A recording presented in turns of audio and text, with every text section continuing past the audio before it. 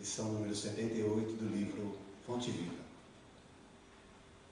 Se não permanecerem na incredulidade, serão enxertados, porque poderoso é Deus para os tornar a enxertar. Paulo, Romanos, capítulo 11, versículo 23. Emmanuel faz a seguinte análise desse versículo. Toda criatura em verdade é uma planta espiritual, objeto de minucioso cuidado por parte do divino semeador. Cada homem, qual ocorre ao vegetal, apresenta diferenciados períodos na existência: sementeira, germinação, adubação, desenvolvimento, utilidade, florescência, frutificação, colheita. Às vésperas do fruto, desvela-se o pomicultor com mais carinho pelo aprimoramento da árvore. É imprescindível haja fartura e proveito. Na luta espiritual, em identidade de circunstâncias, o Senhor adota iguais normas para conosco. Atingindo o conhecimento, a razão e a experiência, o pomicultor celeste nos confere preciosos recursos de enxertia espiritual, com vistas à nossa sublimação para a vida eterna. A cada novo dia de tua experiência humana, recebes valioso concurso para que os resultados da presente encarnação te enriqueçam de luz divina, pela felicidade que transmites aos outros. És, contudo, uma árvore consciente, com independência para aceitar ou não os elementos renovadores, com liberdade para registrar a bênção ou desprezá-la. Repara atentamente quantas vezes te convoca o sublime semeador ao engrandecimento de ti mesmo. Hoje é na palestra edificante de um companheiro. Amanhã será num livro amigo. Depois virá por intermédio de uma dádiva aparentemente insignificante da senda. Se guardas, pois, o propósito de elevação, aproveita a contribuição do céu, iluminando e santificando o templo íntimo. Mas, se a incredulidade, por enquanto, te assola a mente, enovelando-te as forças no carretel do egoísmo, o enxerto de sublimação te buscará debalde, porque ainda não produzes, nos recessos do espírito, a seiva que favorece a vida abundante. Emmanuel. Nós escolhemos essa lição para a abertura da nossa fala, porque o tema de hoje, que está em O Evangelho segundo o Espiritismo, já dá para perceber o que é, né? Pelo que nós lemos aqui.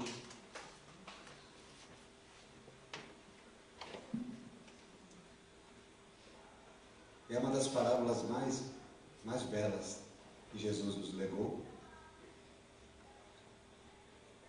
e que, como todas, tem um profundo ensinamento que se aplica às coisas do cotidiano de forma tão natural que nós acabamos nem percebendo que vivenciamos isso, que fazemos e recebemos coisas boas ou não. A parábola é a parábola do semeador. Para aqueles que não conhecem, nós vamos ler hoje como ela está em O Evangelho segundo o Espiritismo. Depois vamos fazer algumas pequenas reflexões. Então está aqui, me permita fazer a leitura. No capítulo 17 do Evangelho segundo o Espiritismo, Sede perfeitos, item número 5, parábola do semeador. Nesse mesmo dia, Jesus, ao sair de casa, sentou-se à beira do mar. Reuniu-se ao seu redor uma grande multidão de pessoas. Foi por isso que ele subiu numa barca e todo o povo ficou em pé na margem. Então, Jesus disse muitas coisas em parábolas. E agora a parábola do semeador. Saiu aquele que semeia a semear. E enquanto semeava, caiu ao longo do caminho um pouco de semente. E os pássaros do céu vieram e comeram-na. Uma outra quantidade caiu nas pedras, onde não havia muita terra. E logo germinou, pois a terra onde estava não era muito profunda. Mas queimou-se com o sol, pois tinha acabado de nascer. E como não tinha raízes, secou. Outra, igualmente, caiu nos espinhos, outra quantidade de sementes. E os espinhos cresceram e afogaram-na. Outra, enfim, caiu na boa terra, que dava frutos, havendo grãos que rendiam 100 por um, outros 60 e outros 30. Que ouça aqueles que têm ouvidos de ouvir. Mateus capítulo 13, versículo 1 a 9. E continua a parábola. Escutai, pois, vós outros, a parábola do semeador. Todo aquele que ouve a palavra do reino e não presta a menor atenção, surge o espírito mau e arrebata o que se havia semeado em seu coração. Este é aquele que recebeu a semente ao longo da estrada. Aquele que recebeu a semente junto às pedras é o que ouve a palavra e que a recebe na mesma hora com alegria, mas não tem raízes em si. E isso dura pouco tempo. E quando lhes sobrevêm tribulações e perseguições por causa da palavra, logo se escandaliza. Aquele que recebeu a semente entre os espinhos é o que ouve a palavra, mas em seguida as solicitudes deste século e a ilusão das riquezas sufocam nele essa palavra e a tornam infrutífera. Mas aquele que recebeu a semente em uma boa terra é aquele que ouve a palavra, que lhe dá atenção, e ela frutifica e rende 100 ou 60 ou 30 por um. No Evangelho de Mateus, capítulo 13, versículos 18 a 23. E um pequeno trechinho, que é o item 6, a continuação, onde nós temos um comentário de Allan Kardec, sempre destacando que é um comentário de Allan Kardec e não uma instrução dos Espíritos. Né? O livro O Evangelho segundo o Espiritismo tem essa característica. Nós temos os Espíritos comentando e instruindo, e temos Kardec fazendo suas considerações pessoais. Neste caso, é Kardec. Vejam o que ele diz. A parábola do semeador representa perfeitamente as várias faces que existem na maneira de se pôr em prática os ensinamentos do Evangelho. Quantas pessoas há, de fato, para as quais os ensinamentos não passam de letra morta e, semelhantes às sementes caídas sobre as pedras, nada produzem e nada frutificam? E agora Kardec vai um pouco mais profundo. A parábola encontra a aplicação igualmente justa nas diferentes categorias de espíritas. Não é o símbolo daqueles que apenas se apegam aos fenômenos materiais e deles não tiram nenhuma consequência? Que apenas veem, ou melhor, que apenas os veem como objeto de curiosidade? Não simboliza os que procuram o lado brilhante nas comunicações dos espíritos, interessando-se somente enquanto lhes satisfazem a imaginação, mas que após ouvi-las continuam frios e indiferentes como antes? Daqueles que acham os conselhos muito bons e os admiram aplicados a outrem e não a si mesmos?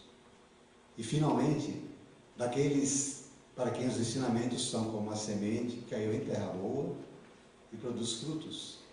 São perguntas que Allan Kardec faz quando observa que essa parábola encontra a aplicação igualmente justa nas diferentes categorias de espíritas. Como nós temos diferentes categorias de espíritos, também temos diferentes categorias de espíritas. Somos nós, que de alguma forma,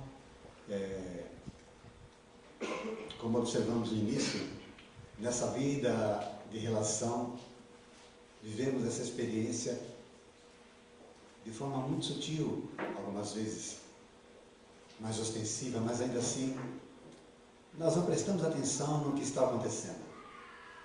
Então agora nós vamos dar um pouco mais de foco nisso para tentar fortalecer a proposta, a mensagem dessa noite. Começando lá na parábola. Saiu aquele que semeia a semear. Vamos lá. Vamos raciocinar que aquele que semeia, ele sabe o que faz e sabe como se faz. Ele é um semeador. Então isso é um trabalho que lhe é comum. Para mim, meu irmão. Obrigado.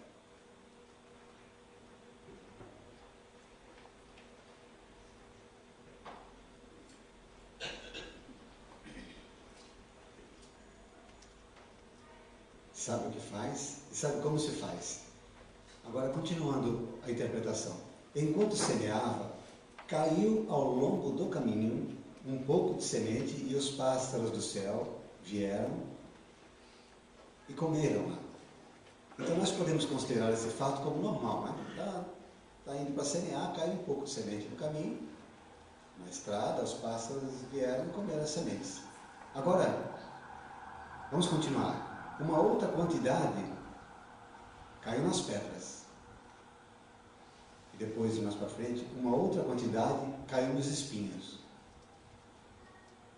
Estava refletindo sobre isso e comecei a pensar, não para criticar o semeador, né? Mas ou a bolsinha de semente dele estava furada, né?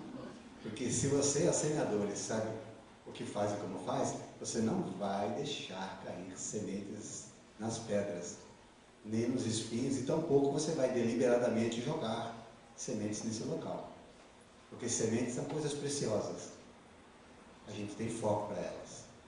Então, e depois, por último, enfim, caiu na boa terra. Então, a impressão que dá é que teve alguma coisa que não estava certa, o semeador estava distraído, ou então, a nosso ver, Jesus quis, através desse exemplo, estabelecer uma estratégia psicológica, aproveitando esses fatos anormais ou estranhos, né? Dela estar caindo onde não devia, porque caiu, que coisa, para nos dar um profundo ensinamento por analogia. Foi o que Jesus fez. Está dando para entender? Não precisava cair semente nas pedras, não precisava cair semente nos espinhos, só na boa terra. Mas Jesus aproveitou o gancho para pegar essas situações e caracterizar personalidades. E Kardec implementou, não só falando das personalidades, mas falando das personalidades espíritas. Porque para nós, às vezes, dá para tirar o sono. Se a gente for ler com honestidade, né? E perceber que nós podemos nos perguntar de que tipo de solo é feito o nosso espírito. Fazendo a mesma analogia de semente e do semeador. De pedra, de espinhos, de estrada, de asfalto ou de terra boa.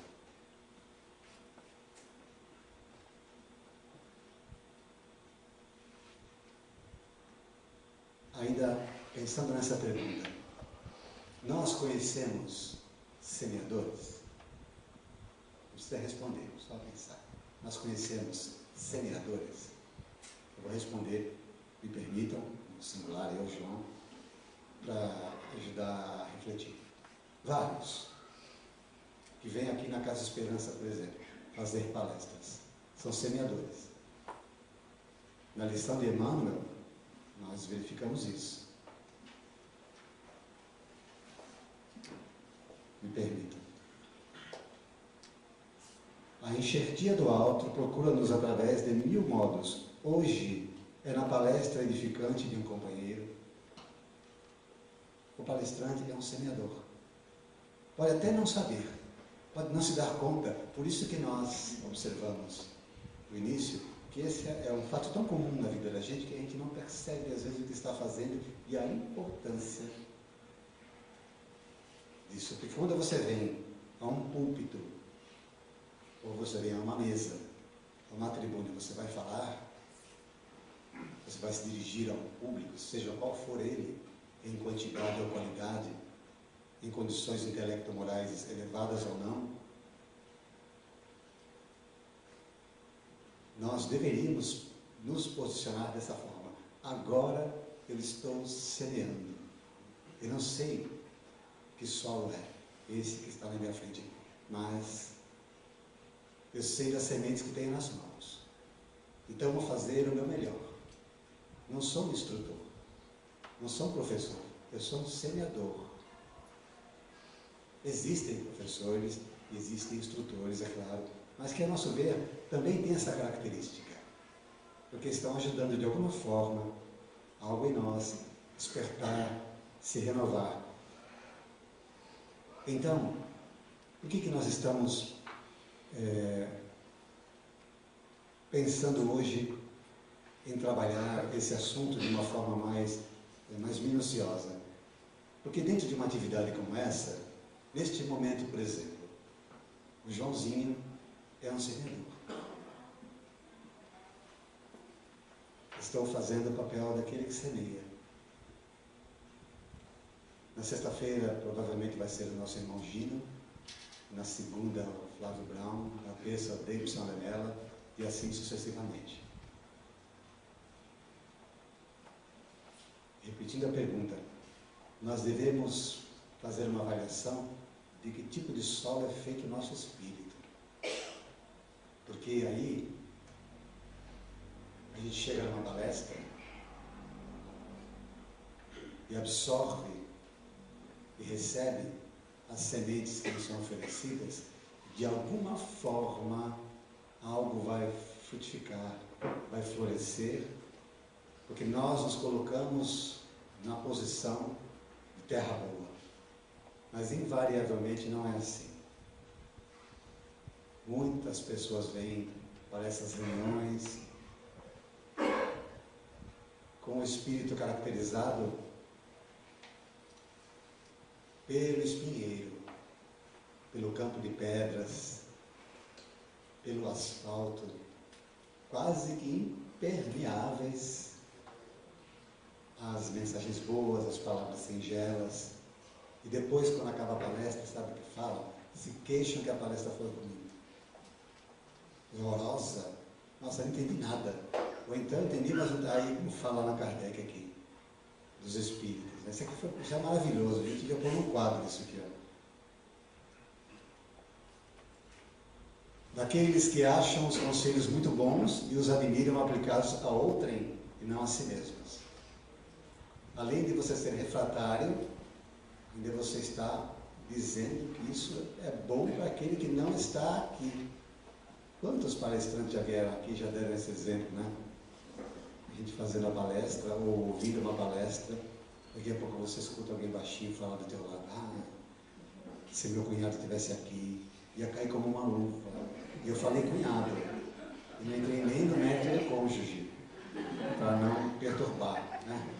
Se meu primo estivesse aqui, se meu irmão, mas lá no fundo da alma, muitas cabeças, se a minha esposa estivesse aqui, que beleza, se aquela tranqueira do meu marido estivesse aqui agora, ele ia sair envergonhado, isso aqui serve para ele, não teria se viu, e para nós não. Que tipo de solo, mesmo que naquele momento, naquela hora, você é ou você está. Porque nós somos seres vivos, nós não somos máquinas que se configuram de uma forma que só pode ser modificada trocando definitivamente a configuração sem dar a oportunidade de manter um padrão original. Nós não somos assim. Nós somos seres vivos que não podem sofrer esse processo de maneira bruta e agressiva. O solo que nós conseguimos configurar nessas existências milenares representando o nosso espírito em essência não pode ser brutalizado. De uma hora para outra você é aquele que tem ouvidos de ouvir. Que ouçam aqueles que têm ouvidos de ouvir, pediu Jesus amorosamente. Sabem lá o que é isso, ter ouvidos de ouvir? Ele não estava falando nada de surdez. Ouçam porque vocês estão surdos. Nós podemos estar surdos sim, mas nos ouvidos da alma.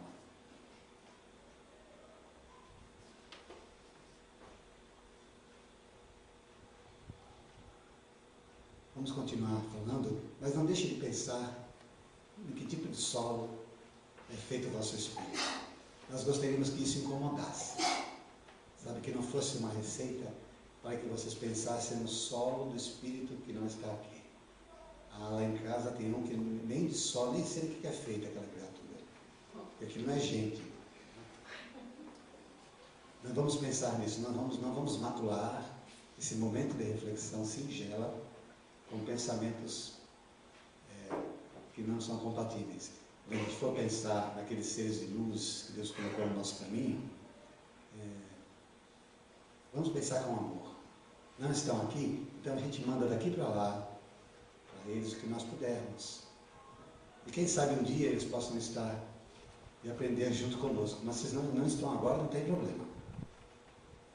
Caiu na boa terra, que dava frutos, havendo grãos que rendiam 100 por 1 e aquela coisa toda. Vamos raciocinar com relação a essa questão de dar frutos. Para que servem os frutos de uma árvore, de uma planta? Frutos para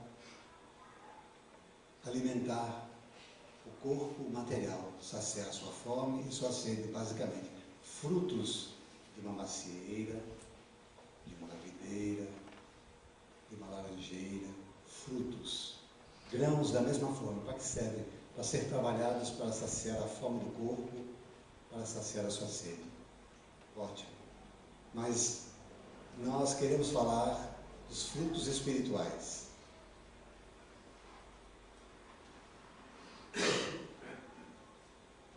Para que servem os frutos espirituais na nossa vida?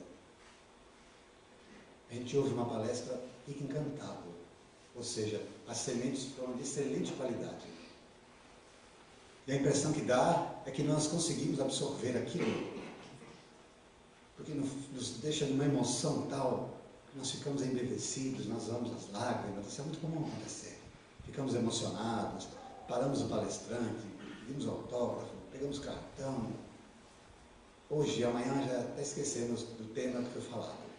Mas vamos dizer que alguma coisa vingue. Já devem ter percebido que nós aqui prezamos pela proposta de tentar dar sustentação àquilo que nós ouvimos aqui. Quantas vezes esse amigo nos fala, usou esse termo e vou continuar usando. Sustentação, reter, conseguir ouvir com os ouvidos da alma e deixar que essas sementes se encontrem em terra boa, em nosso espírito, solo fértil, e dê frutos para que nós possamos alimentá-lo. Mas da mesma forma que o corpo recicla alimento e nós precisamos nos alimentar regularmente, o espírito tem a mesma necessidade. Pode até isso justificar o fato de nós estarmos sempre um tanto quanto dispersos na lembrança das coisas, não conseguimos reter bem as ideias, acabamos esquecendo, talvez porque o espírito precise renovar-se nesse alimento. Mas se não houver consciência daqueles que vivem esse processo, nada acontece. Nós seremos criaturas que estaremos decorando e confundindo os nossos sentimentos, acreditando que nós somos aqueles que já entenderam e já conseguem aplicar. E a melhor maneira de saber se nós entendemos é verificar se nós estamos vivendo, estamos aplicando. Se não, negativo. É só teoria, é só informação. Então, a proposta de falar hoje dessa parábola é para que nós observemos agora o nosso papel na vida.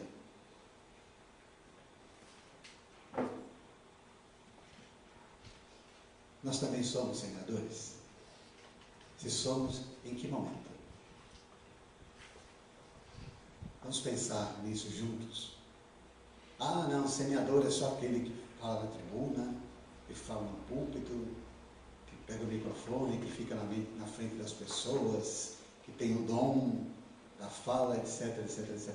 É só esse que semeia? Não é. É necessário pensar com carinho nisso, porque o exercício de usar a palavra com bondade, com generosidade, é que caracteriza o verdadeiro semeador. E ser semeador é um dever cristão. É um processo que está inserido num planejamento reencarnatório que seguramente a maioria de nós fez para que ao chegar aqui nós tivéssemos condições de fazer essa troca, de vir com propriedades específicas dentro de nós, para recodificá-las, para transcendê-las e repassá-las em forma de amorosidade, de generosidade. E nós chegamos aqui, obviamente, no esquecimento desse planejamento e travamos. Mas a misericórdia do alto é infinita e nos oferece Jesus Cristo, nos ajudando a pensar nessa questão. Você também é um semeador. Quando você está no seu lar, orientando o seu filho, quando você está no seu trabalho, numa reunião, ajudando um companheiro que está em conflito, que está com as ideias desarticuladas, com propósitos menos felizes. Você é um semeador quando dá bons exemplos lá fora na sociedade, dos momentos em que a turbulência acontece e te pede calma e serenidade, você oferece esse tipo de atitude e não o contrário. Então a condição de semeador é inata em nós. Mas nós temos essa consciência? Não. Perdoe-nos a fraqueza. Não temos. É muito mecânica essa nossa relação. E nós poderíamos colocar a palavra semear no lugar de ensinar, que fica muito mais doce, muito mais profunda, não que ensinar esteja errado. Mas pense nisso.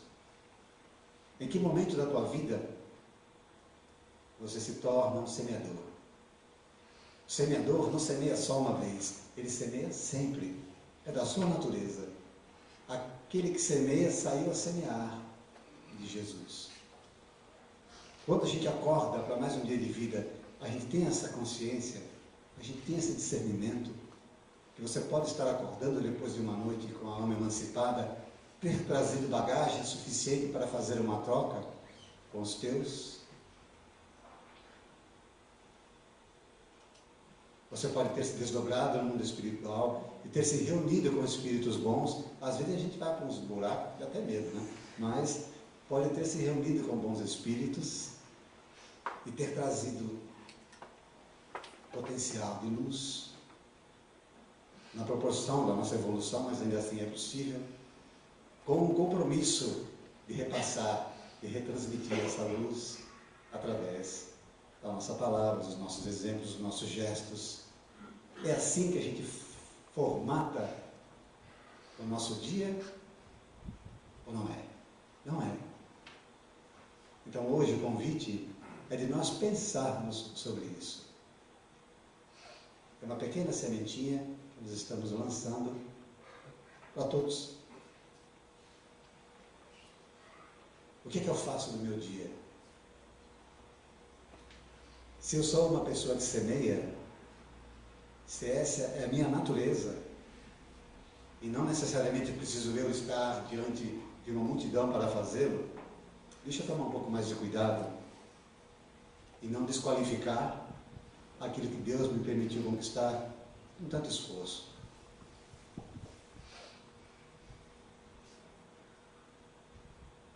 Quem dera nós tivéssemos esta percepção mais aguçada, mais trabalhada.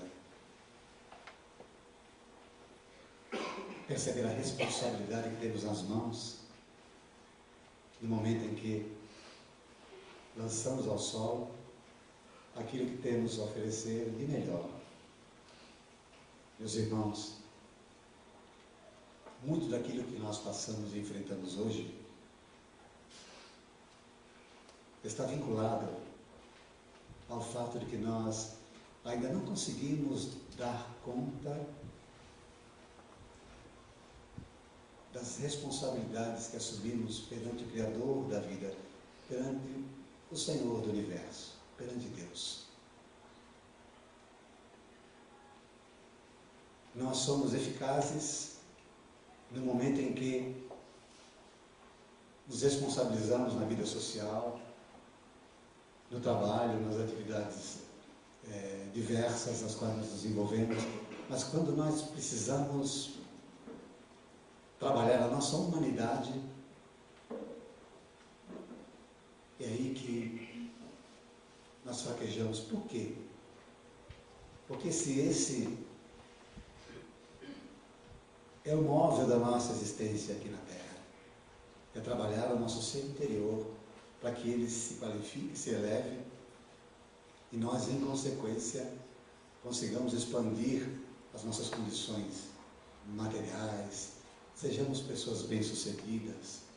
Pessoas bem-sucedidas são aquelas que não têm vínculo obsessivo com nada que a matéria possa oferecer. Essas são pessoas bem-sucedidas, e não as pessoas que têm as coisas, mas as pessoas que sabem conviver de modo harmonioso com aquilo que têm. Aquele ditado forte oriental que diz que verdadeiramente rico não é o que mais tem, é o que menos precisa.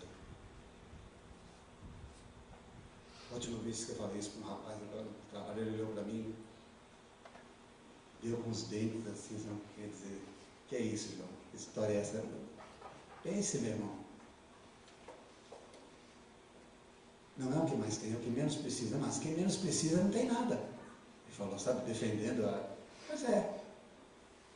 E quando você não tem muita coisa, você não tem com quem se preocupar.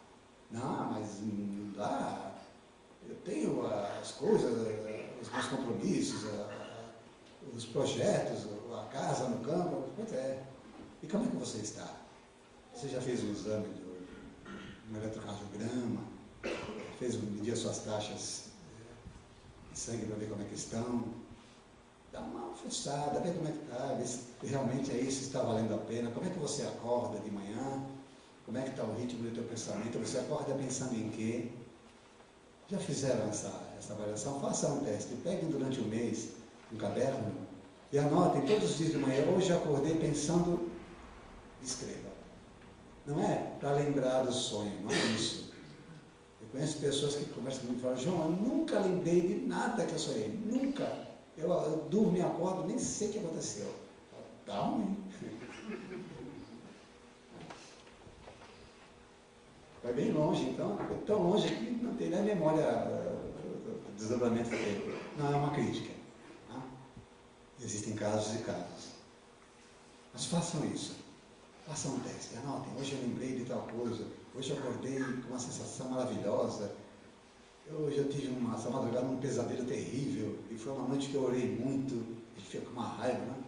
Você ora, faz aquela prece que você se ilumina todo e vai sonhar aquele pesadelo da pior qualidade, pior espécie. Como é que é isso?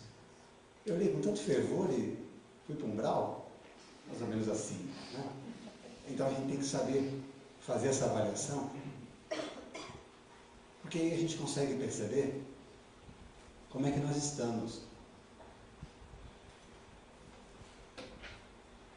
E nesse momento, nesse despertar, nessa percepção que temos de nós mesmos, nós conseguimos, aí sim, dar conta de algumas responsabilidades que nós temos, das quais nós não podemos abrir mão. Essa é uma delas. Eu sou uma criatura que semeia. Não semeia de forma abundante, não semeia de forma brilhante, mas sou um semeador. Porque da minha alma pode sair luz. E hoje em dia há muita carência na Terra. Então já chega nós pensarmos em nós como criaturas sem expressão, como criaturas que ainda têm muito que evoluir. Eu tenho muito que aprender. Se chega a incomodar quando as pessoas falam para nós, sabe? Principalmente quando é espírita. Então o espírita tem uma mania de falar: Joãozinho, está tudo tão longe, perto de Emmanuel, perto de André Luiz, também, né? Perto do Chico. Eu fico até envergonhado, mas eu também fico. Mas esse é o caso. O caso é que nós precisamos parar de olhar para nós desta forma. Porque não é isso que o Senhor da vida espera de nós. Não é para isso que Deus nos colocou nessa vida. Ele nos colocou para nós transcendermos essas mazelas íntimas que geram bloqueios, geram limitações, estabelecem timidez. E timidez não é virtude, timidez é defeito, para quem não sabe. Quem aqui é tímido e se acha bonitinho porque é tímido, cuidado, timidez não é virtude. Estudem um pouquinho de psicologia, especificamente nessa área. É um defeito delicado a se trabalhar. Da timidez, da inibição. Né? E a gente, mais uma vez, me permitam um termo, a gente trava. Trava com a vida fluindo a todo vapor da nossa alma. Que sentido tem viver assim? Se, como diz Emmanuel, nesse texto, a enxertia do alto procura-nos através de 1000 modos, na palestra edificante, amanhã será num livro amigo, e depois virá por intermédio de uma dádiva aparentemente insignificante da senda. Vejam só, outros 2 exemplos. O livro, uma bênção que nós recebemos, e a gente, isso é coisa tão comum. Alguém por acaso já pensou nisso? Na medida que você está ganhando um livro de alguém está dedicando uma obra para ler, alguém está semeando em você, e você deve trabalhar de modo a permitir que essa semeadura renda frutos espirituais, para que você possa alimentar-se espiritualmente.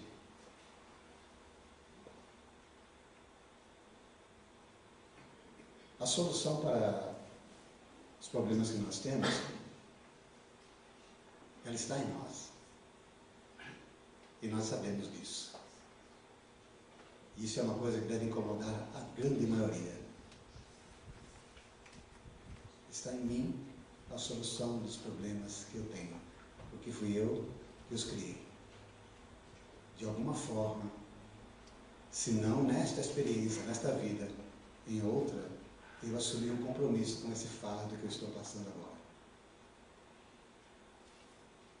Como espírita, nós aprendemos a pensar assim. E não transferir e responsabilizar quem quer que seja pelos males que nós estamos passando. Mas é bem provável que, pelo fato de estar em nós a solução dos problemas que nós precisamos suportar e superar,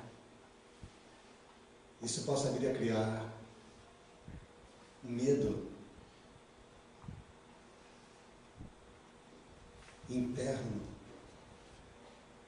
que na verdade gera não só bloqueio, mas gera violência também. Por isso, grande parte das pessoas tem uma tendência extremamente agressiva. Já é da nossa natureza esse instinto, imaginando que se nós deixarmos que esse medo interno seja o modus operandi, né, das nossas realidades mais profundas, nós seremos aqueles que por muito pouco elevarão a voz, dirão palavras ásperas, nomes feios e, em casos extremos, partiremos para a violência física. Onde vivemos hoje, num mundo que isso é muito natural, as pessoas acham comum até, né? A gente de vez em quando dá umas pancadas, né? Agredir, chutar, bater. E nós perdemos o sentido verdadeiro do trabalho que temos a desenvolver. Como é que vocês, me permitam agora fazer a pergunta, se sentem na condição daqueles que semeiam? Pensem nisso. Agora, vamos dizer que estejam recebendo alguma coisa desse amigo que vos fala, para a reflexão, algumas sementinhas. Mas como é que vocês se sentem na condição daqueles que também podem e devem semear com responsabilidade? Façam essa reflexão. Pensemos em Jesus, pensemos em Kardec, quando ele sinaliza as diferentes categorias de espíritas, para nós nos lembrarmos de que modo nós estamos dando trato à religiosidade que nós escolhemos para a nossa vivência. Como é que você está pensando nos espíritos? O que você está pedindo para eles? Como é que você está se relacionando com eles mentalmente? O que você espera da espiritualidade? Dependendo da resposta, nós podemos classificar e responder uma pergunta que também fizemos. De que tipo de solo é feito o teu espírito? O meu espírito é de terra boa. Né? A maioria de nós gostaria que fosse. Meu espírito é de terra boa. Então, faça um teste. Veja se as palavras amigas que você recebe, elas florescem em você. Mas como é que é isso? Como é que eu posso verificar se isso acontece? Não é difícil. Basta que você perceba que em cada palavra, em cada expressão, existe uma possibilidade de aprendizado, de crescimento, por mais que ela se repita. Nós não somos os mesmos a todo instante. Nós modificamos sempre. Quando nós dormimos e acordamos, nesse espaço de dormir e acordar, o nosso corpo se modifica profundamente nas suas moléculas, nos seus neurônios. Nós temos essa característica porque somos um elemento vivo. O corpo muda muito, muita coisa morre, muita coisa nasce. Então nós temos a condição, sim, de renovar essa visão constantemente, sem criar para nós nenhum tipo de conflito e nenhum tipo de mecanismo vicioso, porque a vida é infinita nas suas possibilidades de percepção e a nossa mente é infinita na capacidade de perceber as coisas que a vida nos oferece. E nós nos restringimos, nós fechamos-nos como um caramujo, assim, na concha, assim, e ficamos no nosso mundinho maravilhoso. Nosso mundo micro está bem para mim, o que importa é isso e mais nada. Então aquele que semeia sabe que não pode ser assim. E todas as vezes que alguém lhe perguntar sobre felicidade, ele há de responder que está buscando, como todos nós, mas que nessa terra ela não é possível. Já imaginaram? Eu estou profundamente feliz porque minha vida está um sucesso, vai de vento em popa. Meu emprego está progredindo, ganhei uma promoção, troquei de carro, troquei de casa, Troquei de esposa, não. Troquei de marido, quem sabe, às vezes é isso, a pessoa é um progresso. Né? Troquei de cônjuge, hoje em dia está muito moderno, a gente troca tudo, né? Troquei uma beleza. Aí você vai sair na rua com aquele orgulho profundo, né? Porque está dando tudo certo para você. Aí você está andando aí na Demar de Barros, na Caiçara, com seu carro top, aí você traça o olho de lado e tem uma pessoa deitada na sarjeta, com um cobertorzinho e com um pedaço de pão velho na mão, ou seja lá o que for, um cachorro junto. E você fala, mas eu sou feliz, viu? O resto isso não importa. Não tem nada a ver comigo. Aí a gente pensa assim e atola o pé na lama no umbral de André Luiz. André Luiz não caiu na lama, a gente põe o pé. Porque a gente não foi para lá ainda, né? A gente vai só triscando assim. Pezinho. Quando a gente for, a gente vai e cai com a cara na lama. João, é um fardo daquela pessoa, com certeza. Com certeza é. Mas como é que você pode dizer que é feliz? Que você está vendo teu irmão nessa jeito. Mas essa é a característica do espírito que não é superior. Somos nós. Não vai nenhuma crítica aqui. O espírito superior, numa situação como essa, sabe o que ele faz? Ele para e vai lá e tira o irmão dessa gente. Tira. Pega ele no colo e vê o que ele precisa, porque ele é superior. Faz o que está ao seu alcance. Nós não somos, então a gente não faz isso. A gente não tem nem sentimento. É tão massificado, é tão endurecido que a gente passa. Eu estou enganado? Estou enganado? Desculpa, se eu tiver, me perdoe. Não quero ofender ninguém, não, porque eu sei que as pessoas têm bom coração. Eu entendo isso, não estou querendo desrespeitar ninguém, não. Tá? Por favor, não me levem a mal. Estou falando sério agora. Não é, a questão não é desrespeitar os sentimentos de ninguém. Eu também me compadeço quando vejo uma pessoa na sarjeta, quando eu pego o ônibus lá na ponta da praia, eu pego o ônibus 4 ali, tem um senhor que fica deitado justamente no lugar que eu pego o seletivo. Ele fica ele e um cachorro. Eu já tirei foto, sabe, para ver. O cachorro fica lá, espreguiçando, mas está na coleira. O cara dorme segurando ele na mão.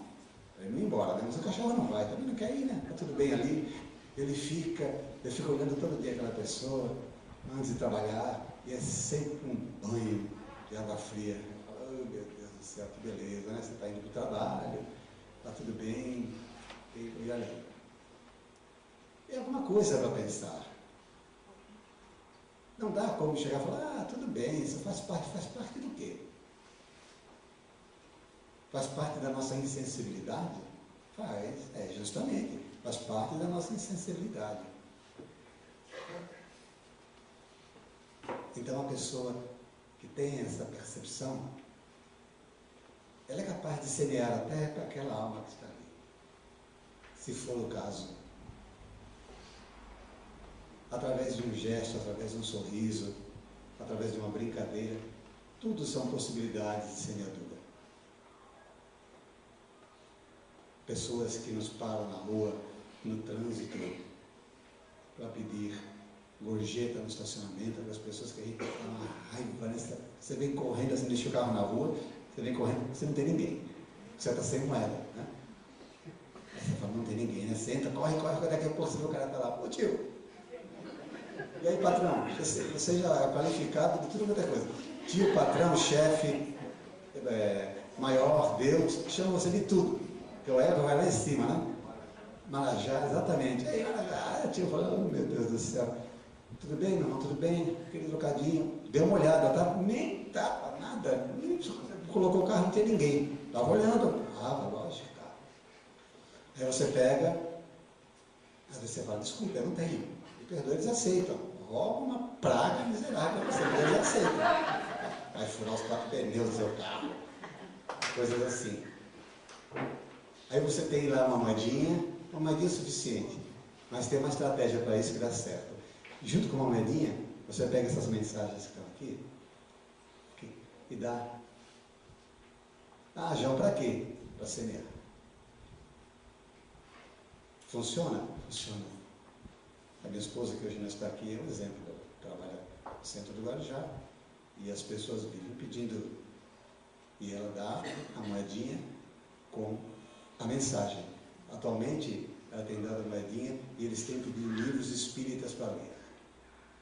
Pessoas que tomam conta de carros. Ela já levou o evangelho daqui para dar para aquele que toma conta do carro. Ele pediu: eu gosto de ler, eu não quero o seu dinheiro mais. Eu quero as mensagens que a senhora tem no carro. Semeando. Com carinho, com bondade. Está certo. É que a gente não acredita. Você, esses caras, tudo ladrão, bebê. Faz a experiência. Amorosidade. Para quem mesmo, estou dando só um exemplo, né? Vários. Pode ter aqueles que se viram as costas e rasga a mensagem, não lê. Mas o papel do semeador não é jogar semente, neste caso, ficar, será que germinou? Se não germinou, você fica, não, você tem que ler. Não, deixa e confia. O bom semeador é assim que faz. Ele semeia e confia. Nós vamos encontrar muitas oportunidades de fazer isso. Não só nessa vida, mas em outras que virão. A terra não é o nosso berço e tampouco o nosso túmulo. É um local de passagem para o nosso espírito que está aprendendo muito, assim esperamos. Então, que a semeadura dessa noite possa de alguma forma ajudar, né? Aqueles que quiserem ler depois, repetimos, é o capítulo 17 do livro do Evangelho segundo o Espiritismo, itens 5 e 6. A palavra do semeador e os comentários de Allan Kardec. Né? E depois, na nossa abertura, a lição número 78 do livro Fonte Viva, Enxertia Divina. Para que a gente pense um pouco mais o que nós podemos fazer. E aí, semeando bem, nós vamos ter noites estreladas. Né? Como na canção que fala de amor, nós colocamos propositadamente. Porque, não sei se perceberam, o texto que eu li no começo é a letra da música, a introdução. Nós precisamos falar de amor e de amar. Porque senão, nós vamos perecer. Se nós não desenvolvermos essa força maior que já é inerente a nós, com urgência, nós vamos perecer. Nós não vamos resistir aos desafios que a vida ainda vai nos oferecer, acreditem. Se nós não tivermos capacidade de amar o nosso semelhante, nós vamos terminar os nossos dias, sabe como? Como zumbis. Sem saber para onde ir, sem saber o que fazer. Porque em um determinado momento de nossa existência, Deus vai pedir tudo aquilo que Ele nos permitiu conquistar. Tudo, porque é assim que é. Quando isso, João? Quando você desencarnar. Não se preocupe, antes disso, só se você fizer muita bobagem. Mas quando você desencarna, Ele fala, não é teu. E o que a gente faz? Então, amar ainda é a melhor estratégia. E para amar tem que ter coragem. Tem que ser audacioso. Tem que ser desprendido. Tem que ser seguro. Tem que saber o que se faz, como se faz. E para você saber amar verdadeiramente, você tem que saber fazer duas coisas com amor. Você tem que saber se perder nele e se encontrar nele. Às vezes é preciso. A gente tem medo de amar as pessoas, de amar a vida. Não quer se entregar, não quer se doar. Deixa fluir. Confia naquele que construiu tudo isso com base no amor. Tudo que nós somos e temos hoje é por conta do amor de Deus. Alguém tem dúvida disso? É por conta do amor celestial que nos banha incessantemente as almas e as vidas. Por que nós não podemos retribuir? Vivendo amorosamente. que é que nos falta? Qual é a dúvida? Por que o medo de não dar certo? Se tudo que foi construído em nosso entorno foi feito com amor sublime. A prova de que o amor dá certo está diante de nós, na natureza, em tudo que ela nos oferece, e nós não temos coragem de retribuir. A gente foca o amor aonde quer, para quem quer, e por isso sofre. E o semeador é uma pessoa amorosa, é uma pessoa que ama. E vive a sua vida fazendo isso. Vamos fazer o mesmo, vamos semear bastante.